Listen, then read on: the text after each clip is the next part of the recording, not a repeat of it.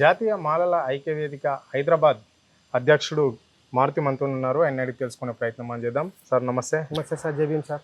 జై భీమ్. బాగున్నారా? బాగున్నా సార్. సార్ చెప్పండి, మరి పవన్ కళ్యాణ్ అవాక్ చవాకులు కూడా పేల్చడం అనేది జరిగింది. ముఖ్యంగా గద్దర్ను ఉద్దేశించి కూడా మాట్లాడడం అనేది జరిగింది. మొన్న ప్రెస్ మీట్లో మనం చూసాం. అంటే గద్దర్కు నేను ఆయన బుల్లెట్లు ఉన్నాయి, నడవ శాతం అయితే లేదు అంటే నేను ఒక మంచి గిఫ్ట్ ఇచ్చాను, ఒక వెహికల్ అని చెప్పేసి అంటున్నారు. అది నిజమేనా? అంటే ముఖ్యంగా మాలమాదిక సోదరులకు గద్దర్ మీరు ఎంటుండి చూసిన వాళ్ళు కాబట్టి అంతో కొంత మీకు తెలిసి ఉంటుందని అడగవలసి వస్తుంది. గద్దర్ అన్నతో మేము 2014తో ప్రయాణం సాగినది. అడుగుజాడలో మేము ఎన్నో ఉద్యమాలలో పాల్గొన్నాము. అన్నతో కలిసి ఎన్ని చెప్పినా పాటించినాము. కానీ ఎలాంటి సందర్భంలో ఇది గిఫ్ట్ వచ్చిందనే విషయాలు దాఖలాలు మాకైతే తెలియదు. ఒకవేళ పవన్ కళ్యాణ్ గారు ఆ విధంగా అంటే అది ఏ కార్ ఇప్పించిండో ఆ షోరూము అది చెప్తే మా మాదిగల 57 కులాల వాళ్ళు మీకు నెక్స్ట్ డే మేము తెచ్చి ఆ కారు మీ ఇంటి ముందర పెట్టేస్తాం. మేము గద్దర్ అని అంటే ఒక ప్రపంచ స్థాయిలో వెలిగే జ్యోతి అతను. భారతదేశంలో ఉన్న 29 రాష్ట్రాలల్లో ఏ సీఎంకు ఫోన్ కొట్టినా ఇంటి ముందర కార్ల వర్షాలు లైన్లో నిల్చుంటుంది. అలాంటి వ్యక్తికి మీరు ఒక కార్ గిఫ్ట్ ఇవ్వడం అనేది మీ వినయ విధేయతకి వదిలేస్తున్నాము. అదేవిధంగా మీరు కొండగట్టు అంజన మీద ప్రమాణం వేసి ఒక విషయాన్ని చెప్పండి. మీరు ప్రజలకు, తెలుగు రాష్ట్రాలలో ఉన్న ప్రజలకు, ఎప్పుడైతే పట్టాల రవి మిమ్మల్ని పిలిచి గుండు గీకినప్పుడు మీకు ప్రాణభిక్ష పెట్టింది ఎవరు? ఆంజనేయ స్వామి మీద ప్రమాణం వేసి ఈ విషయాన్ని ప్రజలకు తెలియజేయాలని కోరుకుంటున్నాను. అదేవిధంగా మా మాదిగల ఎమ్మెల్యేలు, మినిస్టర్లు, సీఎంలు అందరు కలిసి నువ్వు ఏదైతే కారు ఇప్పించినా అంటున్నావో ఆ కారు నెక్స్ట్ డే నేను ఇంటి ముందర పెడతాం. దమ్ముంటే ఆ షోరూమ్ పేరు చెప్పు, ఆ కార్ పేరు చెప్పు, ఆ నంబర్ చెప్పు. అంటే అదే కారు అదే షోరూమ్ ఇంటి ముందర తెచ్చి పెట్టకుంటే మేము మాదిగలం విషయాన్ని మీకు ఎంత గట్టిగా చెప్తున్నామంటే జరగబోయే రేపు ఎన్నికలలో మాదిగల పెద్ద ప్రఖ్యాత ఉంటుంది, ప్రాముఖ్యత ఉంటుంది. మీకు భారత రాజ్యాంగం, బాబాసాహెబ్ అంబేద్కర్ రాసిన రాజ్యాంగం ప్రకారము భారతదేశంలో పుట్టిన ఏ స్త్రీ అయినా ఏ పురుషుడైనా ఎక్కడి నుంచైనా పోటీ చేయొచ్చు, ఎక్కడి నుంచో నిల్చోవచ్చు. అది రాజ్యాంగం కల్పించిన అది బేస్ చేసుకొని గద్దరన్నను మీరు చిన్న చూపు చూడడం ఈ తెలంగాణ అస్తిత్వాన్ని మీరు దెబ్బతీసినట్టుగా భావిస్తున్నాము. తెలంగాణలో ఎప్పుడైతే ఉద్యమం ఉవ్వెత్తున ఎదుగుతుంటే గద్దరన్న పాడిన పాట ఓరు తెలంగాణమా, ఆ పాట ప్రతి ఫంక్షన్లో, పుట్టిన రోజులలో, పెళ్లిళ్ళల్లో, దావతులలో, కాలేజ్ యొక్క ఫంక్షన్లలో ఆ పాట లేని రోజు లేదు, పాట వినే ఉద్యమం లేదు. ఆ ఉద్యమ స్ఫూర్తితోని ఆ ఒక్క పాటలో మొత్తం తెలంగాణ యొక్క ప్రకృతిని ఏ విధంగా ఆంధ్ర వాళ్ళు దోచుకున్నారు అనేది ఆ పాటలు స్పష్టంగా అన్న పాడి చూపించినారు. అలాంటి వ్యక్తికి మీరు ఈ చిన్న మాట మాట్లాడడం చాలా చిన్న చూపు. అదే విధంగా మీరు గద్దరన్న హాస్పిటల్ ఉన్నప్పుడు వచ్చి ఖాళీ మెడికల్ బిల్ కట్టిపోయినారయ్యా, మీరు మాట్లాడుతున్నారు మెడికల్ బిల్లు అది కట్టిపోయినారు, వచ్చి పెద్ద పెద్ద మాటలు మాట్లాడుతున్నారు. ఏదైతే గద్దరన్నకు వెన్నపోటుగా గోళ్ళ కాల్పులు జరిగినప్పుడు నీ సోదరుడు చంద్రబాబు నాయుడు పక్కనున్నాడు, ఆయనకి ఎప్పుడైనా ప్రశ్నించినావా? మీ యొక్క అధికారం ఉన్నప్పుడు గద్దరన్న మీద కాల్పులు ఎలా జరిగినాయని దాని మీద ఇంతవరకు ఏమైనా ఇన్వెస్టిగేషన్ చేపించినావా? వచ్చి డిప్యూటీ సీఎం 2 సంవత్సరాల పాలన అవుతుంది. ఒక్కవేళ మా గద్దరన్న నీకు ప్రాణం ఇచ్చి పెట్టకుంటే నీరు అదే రోజు పరిటాల చేతిలో అయిపోయేటి వానివి, ఆ గుండు తీసుకొని బయటపడ్డావు. అప్పుడు నీ అన్న మెగాస్టార్ చిరంజీవి, నీ పక్కన ఎంతో మంది ఎమ్మెల్యేలు, మినిస్టర్లు, సీఎంలు, ఎవడైనా నేను రక్షించిండా ఆ రోజు వచ్చి? ఎవడైనా గద్దర్ కు పవన్ కళ్యాణ్ కున్న సంబంధం అది ఏదో పవన్ కళ్యాణ్ రక్షించవలసిన అవసరం అది ఏం జరిగిందంటే ఏదో మన చిన్న యూట్యూబ్ మన ఛానల్లో వచ్చినది గద్దరన్న సీఎం కలవనిపోయిన బయట కూర్చున్నాడు. అది ఒక్క తీసుకొని నువ్వు ఇంత పెద్ద మనిషిని ఇంత అవమానపరచడం ఎంతవరకు సమానం ఇది? ఒకవేళ నీ గద్దరన్న మీద ప్రేమ ఉంటే నీ ఆంధ్రలో కడుతున్న ఎయిర్పోర్ట్ లో ఒక పేరు పెట్టి చూపించు. ఏదైనా ఆంధ్ర లోపల ఆర్కే బీచ్ కాడ గానీ, మీరు ఏదైతే రాజధాని కడుతున్న అమరావతిలో కానీ 101 అడుగుల గద్దరన్న బొమ్మను పెట్టి చూపిను. నీ గద్దరన్న మీద ప్రేమ ఉంటే, అభిమానం ఉంటే ఈ పని చేయ. గద్దరన్న అంటే ప్రపంచంలో వెలిగే సూర్యుడు అతను. అంటే ఫోటో పెట్టుకొని పోతే ఏ పల్లెల్లోనే ఎక్కడ ఇంత అన్నం దొరుకుతుంది, ఇక్కడ బువ్వ దొరుకుతుంది, తాగనీకి నీళ్ళు దొరుకుతుంది. నీ ఫోటో పెట్టుకొని పోతే నీ ఫిలిం ఇండస్ట్రీలో నీళ్ళు ఇయ్యరు, నీ ఫోటో పెట్టుకుంటే ఫిలిం ఇండస్ట్రీలో అన్నం పెట్టారు. ఆ పరిస్థితి నెలకొల్పింది ఇది. నీకు ఒకవేళ నీ ఫిలిం ఇండస్ట్రీ మీద నమ్మకం ఉంటే ఆ రంగు ఇప్పి అడవిలలో గద్దరన్న పోయినట్టు. గద్దరన్న అడవిలలో ఉండి ప్రజలకు ఏ విధంగా అయితే రక్షించుకుంటా వాళ్ళ యొక్క ఉద్యమాలలో పాల్గొన్నారు. ఒక్క నెల రోజులు ఎండలలో తిరుగు, నువ్వు అడవిలలో ఉండు, నీకు అది ఏందో బాధ తెలుస్తుంది. భారతదేశంలో గద్దరన్న చేసిన యుద్ధ నౌకలలో, ఆయన చేసిన పోరాటాల్లో నువ్వు ఆయన కాళ్ళ ఘోరంతా చేయలేదు. నువ్వు ఏదో అక్కడ వాళ్ళ ఆంధ్ర వాళ్ళ పుణ్యమని నువ్వు డిప్యూటీ సీఎం అని అది 2వ తరంలో ఫస్ట్ నీకు ఒక దమ్ము ధైర్యం ఉంటే ఒక్క పార్టీతో గెలిచిన ముఖం అనేది పొత్తులో ఉండి 7 సీట్లు తెచ్చుకున్నావు. నేను సింగిల్ గా దిగిరా, నీ పరిస్థితి ఏందో నీకు తెలుస్తుంది. ఏదైనా రాజకీయం చూడండి, మీరు మొత్తం భారతదేశం పుట్టిన ఇప్పటి వరకు ప్రతిపక్షంలో ఉన్న వాళ్ళందరూ ఏకమై గవర్నమెంట్ లో ఉన్న వాళ్ళని దింపుతారు. ఇది ఒక చాణక్యం. అది ఏదో నారా చంద్రబాబు ఆయన ఉన్న అనుభవంతో నిన్ను కలుపుకొని ఆ సిపిఎం కలుపుకొని పవర్ లోకి వచ్చిన వాళ్ళు మీరు. దమ్ము ధైర్యం ఉంటే సింగిల్ గా కొట్లాడండి. నీ చంద్రబాబు నాయుడు ఏందో బయట పెడతా ప్రజలు. అది చేత కాక ఉమ్మడి కలుసుకొని మీరు గెలుచుకొని అతను అక్కడ సీఎం ఇక్కడ వచ్చి చేయడం ఏంది? అది తెలంగాణ June 2 అంటే మా యొక్క తెలంగాణ ప్రజల యొక్క ఆకాంక్ష నెరవేర్చిన రోజు. ఆ రోజు వచ్చి నువ్వు ఈ చిల్లర లెక్కలు చేయడము, అది నీ విధేయత మేము వదులుతున్నాము.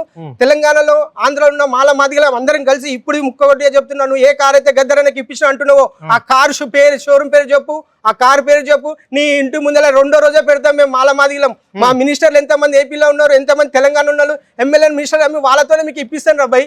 మా తెలంగాణలో మా ఉద్యమకారుల రక్తం ఉదురుతుంది. ఎట్లయితే నీకు అభిమానులు ఉన్నారో మేము అభిమానులము. మా మారుతి గారు గద్దర్ క్యారెక్టర్ అలాంటిదా? అంటే గద్దర్ అన్న మన గిఫ్ట్ ఇస్తే తీసుకొని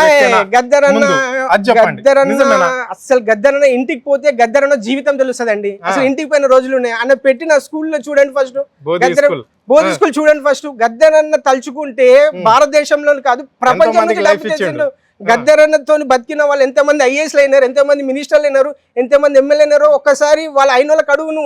గద్దరన్న అనేది ఎట్లా అంటే బూంజ లేకుండా ప్రజలకు జరిగే కష్టాలను ఆయన కష్టాలని దగ్గరుండి పోరాడి ప్రజలకు స్వేచ్ఛనిచ్చిన వ్యక్తిని. ఆ వ్యక్తికి నువ్వు ఇంత పెద్ద మాట అనడం. తెలంగాణ 4 కోట్ల ప్రజలు చాలా శోధిస్తున్నారు.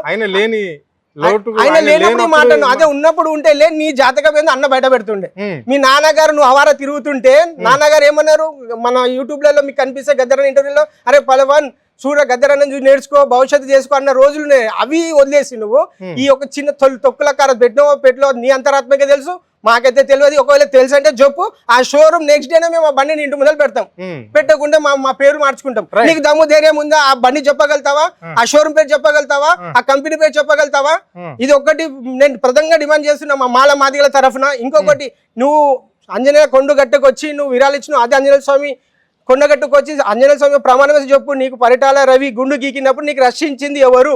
ఇది తెలంగాణలో కానీ ఆంధ్రలో ఉన్న ప్రజలకు తెలియాలి.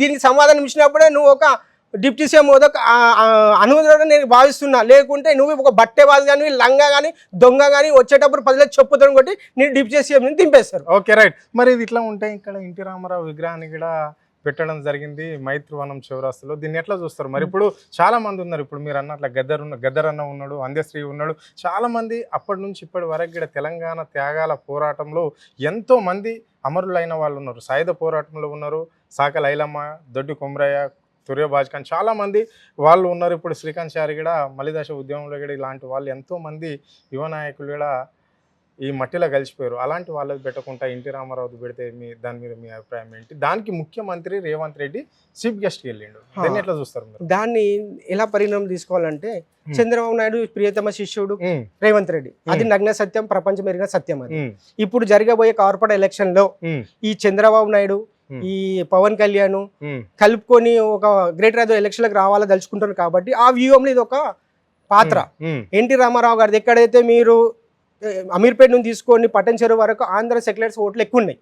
కాబట్టి ఆ సెగ్మెంట్ లోపల మనం ఒక 30-40 సీట్లు తెచ్చుకుంటే మేయర్ పీఠంలో ఏమైనా చక్రం తింపొచ్చు అనే ఒక దూర ఆలోచనతోని గ్రేటర్ అది ఎలక్షన్ల ముందు ఇక్కడ పెట్టడం జరిగింది. ఎన్టీ రామారావు పెట్టాల్సిన అవసరం లేదు.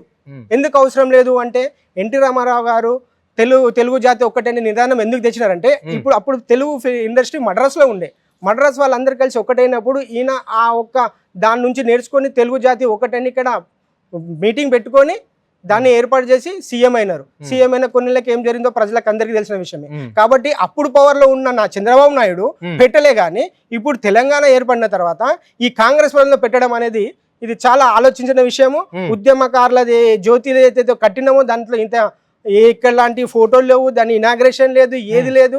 ఇంతమంది అమరులు అయినారు, దాన్ని పట్టినట్టు వదిలేశారు. అది వదిలేసి తెలంగాణ June 2 మేము అందరం ఆశించిన 4 కోట్ల జనాలు సీఎం గారు అదైతే ట్యాంక్ బండ్ మీద కట్టారో తెలంగాణ ఉద్యమకాల దివ్య జ్యోతిని దాని గురించి చేసేతో ఇనాగ్రేషన్ చేస్తారో మేము భావించాం. కానీ దురదృష్టం మాకైతే అడ్డంకుగా ఉన్న ఎన్టీ రామారావు విగ్రహాన్ని తెచ్చి పెట్టారు. ఎన్టీ రామారావు ఫిలిం ఇండస్ట్రీకి ఓకే ఆయన ఉన్నప్పుడు ఓకే, కానీ 9 సంవత్సరాలలో చంద్రబాబు నాయుడు ఏపీకి సీఎం ఉన్నప్పుడు ఎందుకు పెట్టలే?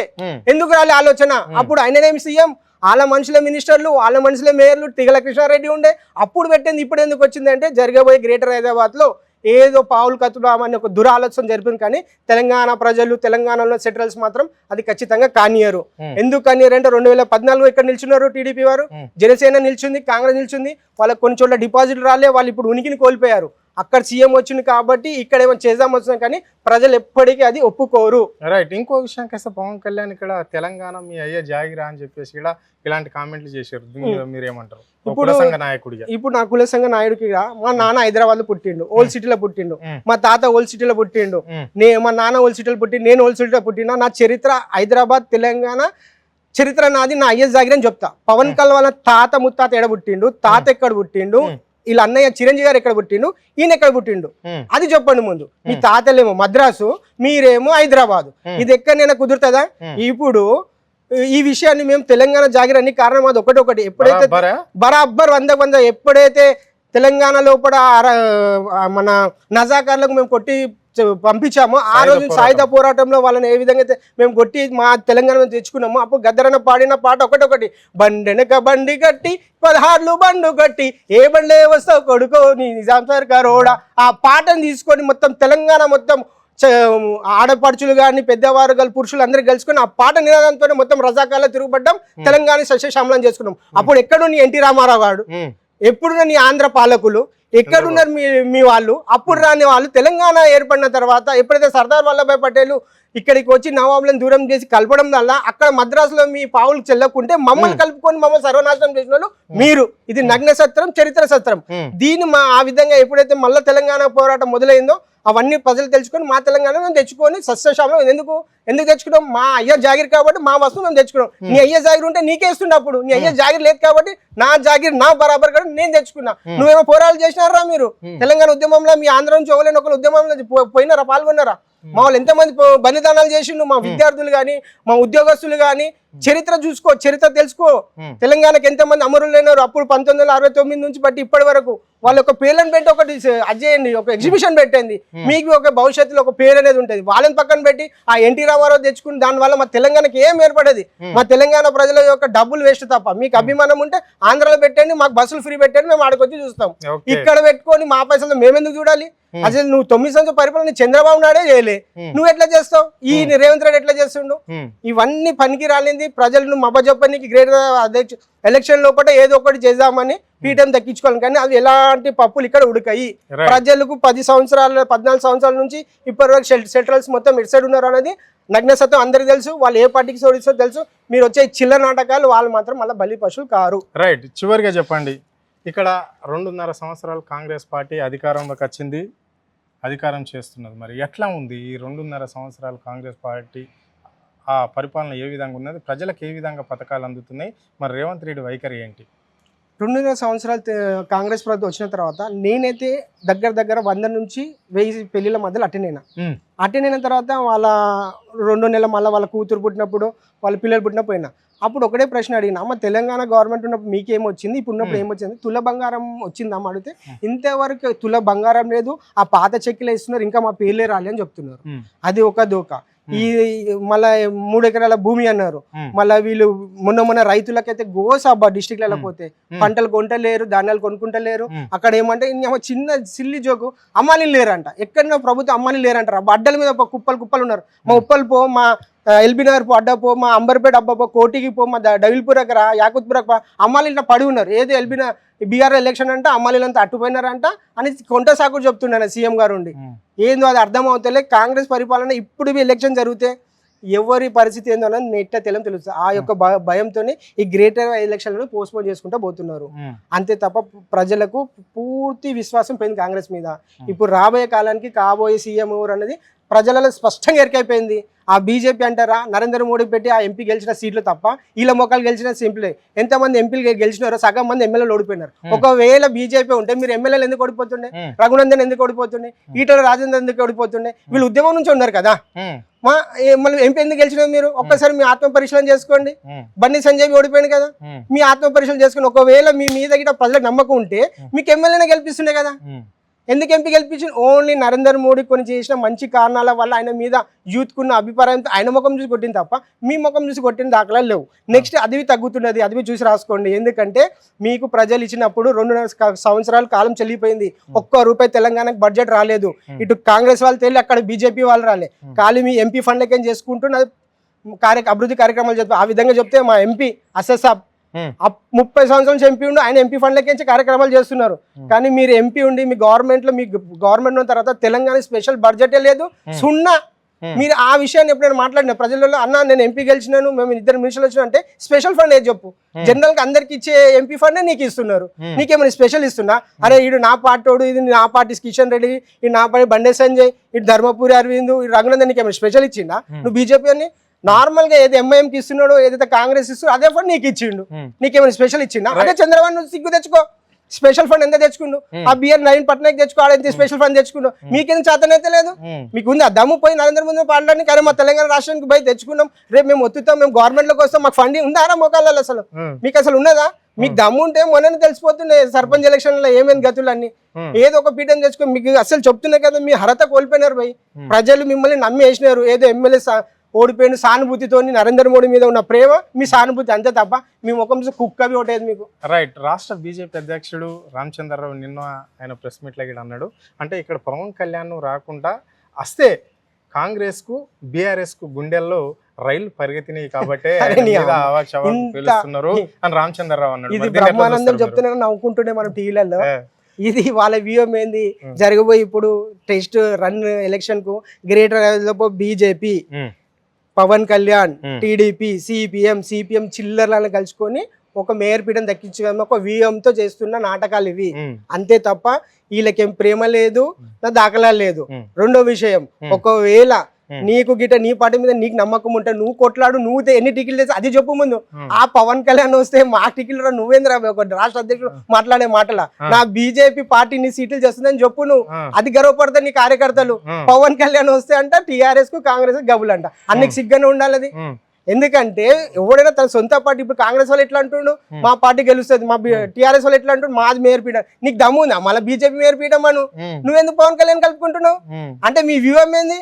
రాబోయే ఇప్పుడు కార్పొరేట్ ఎలక్షన్ లోనేమో పొత్తు ఉందాం, రేపు జరగబోయే 29 ఎలక్షన్లలో పొత్తుగా ఉండి సీట్లు తెచ్చుకున్నాం అంట. కానీ తెలంగాణ ప్రజలు చాలా తెలియగలరు, చెప్పుతో కొట్టివి డిపాజిట్లు రావు మీకు 29లా. ఇప్పుడు ఏమో చూసుకుంటే అసలు దాఖలాలలో మీ గ్రేటర్ హైదరాబాద్ పక్క చూడండి, జరగబోయే ఎన్నికలలో ఎవరిది వస్తున్నదని ప్రజలు స్పష్టంగా ఉన్నది. అది ఇప్పుడు చెప్పదలుచుకోలేదు, సమయం వచ్చిన ఎలక్షన్ 1 వీక్ బిఫోరే చెప్తా ఎవరు గ్రేటర్ పీఠం అనేది. రైట్. చివరిగా చెప్పండి, మరి ఇక్కడ రాష్ట్ర ముఖ్యమంత్రి ఎప్పుడు మాట్లాడినా బీఆర్ఎస్ అధినేత కేసీఆర్ పైన, కేటీఆర్ పైన, హరీష్ రావుల పైన నిప్పులు చెలరేగుతుంటాడు. దీన్ని ఎట్లా చూస్తారు మీరు? ఇప్పుడు గతంలో మనం చూసామండి, ఎంతమంది సీఎంలు ఉన్నారు. అటు చంద్రబాబు నాయుడు ఉండే, తర్వాత కేసీఆర్ గారు ఉండే, ఇప్పుడు రేవంత్ రెడ్డి గారు. వీరి పరిపాలన మొత్తము పరిపాలన మీద, అడ్మినిస్ట్రేషన్ మీద, అభివృద్ధి పథకాల మీద వీళ్ళు మాట్లాడి చర్చించి తెచ్చింది. కానీ ఈ సీఎం ఖాళీ 10 పక్షాల సీఎంల మీద దున్నిపోయడం, తిట్టిపోయడము, ప్రజలను మాత్రం వదిలేయడం గదే చేస్తున్నారండి. అసలు చెప్తున్నా కదా, నీ డ్యూటీ ఏంది? నువ్వు సీఎం ఉన్నావు, సంక్షేమ పథకాలు ప్రజలకు చేరుతున్నాయా లేవా దాని గురించి వాళ్ళని మాట్లాడతారు తప్ప, నీవు ఆ సీఎం ఇట్లా చేసి నీ సీఎం చెప్పి కాలయాపననే తప్ప వేరేది ఏం లేదు. వాళ్ళు చేసిన పుణ్యమని ఈ రోజు తెలంగాణలో ప్రతి ఒక్కరికి బువ్వపోతుంది. కాళేశ్వరం ప్రాజెక్టు వాటర్ తోని భూమిలలో వచ్చినాయి. పవర్ ఉన్నప్పుడు ఎండాకాలం చూడు, మొన్న మీ అమ్మ కూల్లో ఇంతకుముందు ఏసీ ఏమంటాం మనం, ఎలక్ట్రిక్ సంబంధించిన ఇన్వర్టర్ లేకుండా ఇప్పుడు తెచ్చుకున్నాము. అప్పుడు కరెంట్ రెప్పకపోతే కరెంట్ పోకపోయా, ఇప్పుడు సగం ఇండస్ట్రీలో వెళ్ళిపోయిన పవర్ లేదని. ఎండాకాలంలో మీ సచివాలయంలో ఒక్కోసారి కరెంట్ ఉండకపోయేది, మీకు తెలిసిన విషయం అవన్నీ. ఆ పరిపాలన, టీఆర్ఎస్ పరిపాలన ఏ విధంగా అయితే ఉండేనో అందులో ఇప్పుడు జరిగిన బీఆర్ఎస్ అందులో 1 NPP మీ పరిపాలన లేదు. 101%. ఎక్కడ చూడు అక్కడ ప్రజలు ఇంట్లో కూర్చునే, ఇంట్లోకి డబ్బులు వస్తుండే, కూర్చుంటే పింఛన్ వస్తుండే. నేను ఒక విషయం చెప్తా స్పష్టంగా, టీఆర్ఎస్ గవర్నమెంట్ ఉన్నప్పుడు ఇంటికి డబ్బులు వచ్చేటయ్యా, ఇంటికి రేషన్ వచ్చేది, ఇంటికి గోధుమలు. ఇప్పుడు పోయి పాపం రైతులు ఎండలో నుంచుకోలేక చెప్పులు పెట్టిపోతున్నారు. ఈ దుస్థితి ఎప్పుడు తెలుసా? టీడీపీ గవర్నమెంట్ లో, కాంగ్రెస్ హయాంలో ఉండే. మళ్ళీ అదే పరిస్థితి తెచ్చినావు కదా నువ్వు. ప్రజలకు ఏమన్నా చలో పోయి నువ్వు జూట మాటలు మాట్లాడి సీఎం అయిన తర్వాత అదే పరిస్థితి వస్తే ప్రజలు నేను ఎట్లా నమ్ముతారు? ఏ విధంగా కోరుకుంటాను మళ్ళీ నేను? నువ్వు చేసే లంగా లెక్కలకు జరిగే దానికి డిపాజిట్లు రావు. ఇంకొక విషయం చెప్తాను మీకు. మొన్న బాల్కా సుమన్ గారికి స్పీచ్ లో ఏదో ప్రభుత్వానికి వ్యతిరేకంగా మాట్లాడిండని కార్యకలాపం చేసిన మిలిటరీ ఉద్యమాలు చేయాలి. మిలిటరీ ఉద్యమాలు చేయాలని చెప్పింది కాబట్టి అరెస్ట్ చేసిండు. అదే పవన్ కళ్యాణ్ మీటింగ్ లో వచ్చి వాడు అబ్బాయి సీఎం నరుకుతా అంటే ఏం చేసినాను ఈయన నీకు ఆ వ్యత్యాసం తెలుస్తలే. వాడు బచ్చగాడు వచ్చి సీఎం రేవంత్ రెడ్డిని నేను నరుకుతా అంటే ఏం చేస్తున్నాను, దీన్ని సోమోటగా ఎందుకు తీసుకుంటున్నావు, నీ ఇంటెలిజెన్స్ ఏం చేస్తుంది, నీ పోలీస్ వాళ్ళు ఏం చేస్తున్నారు, దీన్ని తీసుకొని లోపడేసినారా, ప్రజలకు ఏం చెప్తున్నారు మీరు? కానీ ప్రతిపక్షాలు ఎవరైతే వాళ్ళని వేస్తారు తప్ప ఏ కామన్ పీపుల్ రెచ్చగొడుతుంది చూడు వాళ్ళని ఎందుకు తీసుకుంటలేను? ఈ విధంగా ఏం తెలుస్తుంది? నువ్వు పవన్ కళ్యాణ్ దొంగ మిత్రులని తెలిసిపోతుంది కదా. మళ్ళీ అబ్బాయిని ఎందుకు చంద్రబాబు నాయుడు ఆ అబ్బాయిని ఎందుకు ఇంతవరకు అరెస్ట్ చేయలే, ఎందుకు జైలు వేయలే? ఇప్పుడు అబ్బాయిని చూసి వేరే రెచ్చిపోరా? ఇలాంటి మాట్లాడారా? అదే బీఆర్ఎస్ ఉంటే వేసేస్తుండేనా? అది కాదు పరిపాలన. న్యాయం చట్టం తన పని తను ఏ విధంగా చేస్తుందో అదే విధంగా చెప్పాలి తప్ప ప్రతిపక్షానికి ఒక్కొక్క విధంగా నీ మిత్రునికి ఇంకో విధంగా చేయడం అనేది సిగ్గుచేట. అది ఓకే రైట్, థ్యాంక్ యూ.